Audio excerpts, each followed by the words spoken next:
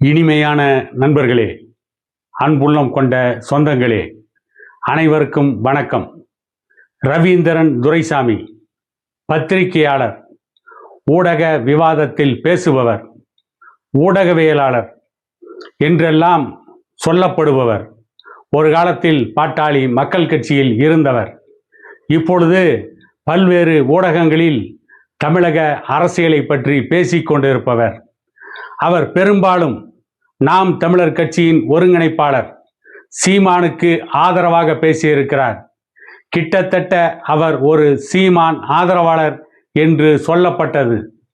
பெரும்பாலான நேரங்களில் இந்துத்துவாவிற்கு ஆதரவாக, நரேந்திர மோடிக்கு ஆதரவாக அவர் பேசிய காணொளிகள் நிறைய இருக்கிறது. அவர் நடத்திய விவாதங்கள் பல யூடியூப் சேனல்களில் இருக்கிறது. இப்படிப்பட்ட ரவீந்திரன் துரைசாமி சமீபத்தில் இன்னொரு பத்திரிகையாளர், ஏற்கனவே பிரசாந்த் கிஷோருடைய ஐபேக் நிறுவனத்தில் தமிழகத்தில் திமுகவிற்கு ஆதரவாக பணியாற்றியவர், அவர்களோடு போய் தமிழக முதலமைச்சர் மு.க. ஸ்டாலின் அவர்களை சந்தித்திருக்கிறார். இதிலிருந்து என்ன தெரிகிறது? இதுவரை ரவீந்திரன் துரைசாமி போட்டது அனைத்தும் நாடகம்.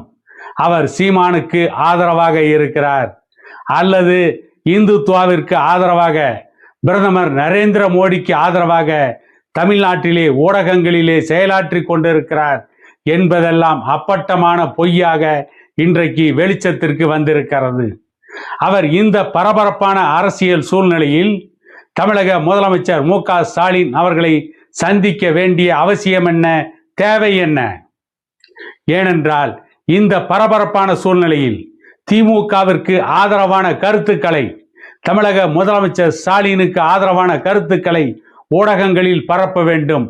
அதையும் வாழை பழத்தில் ஊசி ஏற்றுவதைப் போல ஸ்டாலினை எதிர்ப்பதாக காட்டிக்கொண்டே அவருக்கு ஆதரவான கட்டு கதைகளை ஊடகங்களில் பரப்ப வேண்டும். அதற்காக போய் ஸ்டாலினை சந்தித்திருக்கிறார். ஸ்டாலினிடம் என்ன பெற்றார், எதை பெற்றார் என்பதெல்லாம் இன்னும் சில நாட்களில் வெளியே வரும்.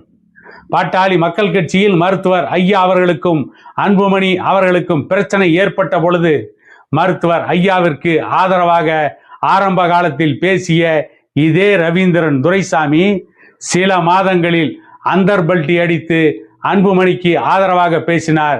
ஜி.கே. மணி அவர்களுக்கு எதிராக பேசினார். ஐயா அருகிலே இருக்கின்ற பாட்டாளி மக்கள் கட்சியின் நிர்வாகிகளுக்கு எதிராக பேசினார். அவ்வப்பொழுது இந்த ரவீந்திரன் துரைசாமி தன்னுடைய திசையை மாற்றிக்கொள்வார், தன்னுடைய பாதையை மாற்றிக்கொள்வார், தன்னுடைய பார்வையை மாற்றிக்கொள்வார். ஆனால் நேர்மையான ஊடகவியலாளர் போல காட்டிக்கொள்வார்.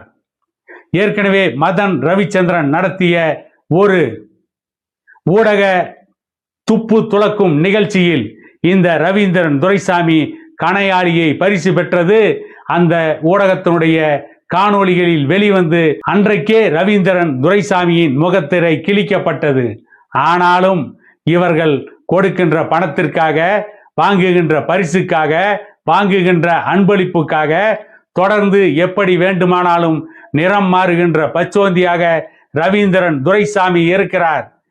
நரேந்திர மோடிக்கு ஆதரவாக பேசுகிறார், சீமானுக்கு ஆதரவாக பேசுகிறார், நடுநிலையாக பேசுகிறார், உண்மையை பேசுகிறார், உண்மையை உடைத்து பேசுகிறார், பொய்களை உடைத்து நொறுக்குகிறார் என்றெல்லாம் ரவீந்திரன் துரைசாமியை பற்றி ஒரு கட்டமைப்பை உருவாக்கினார்கள்.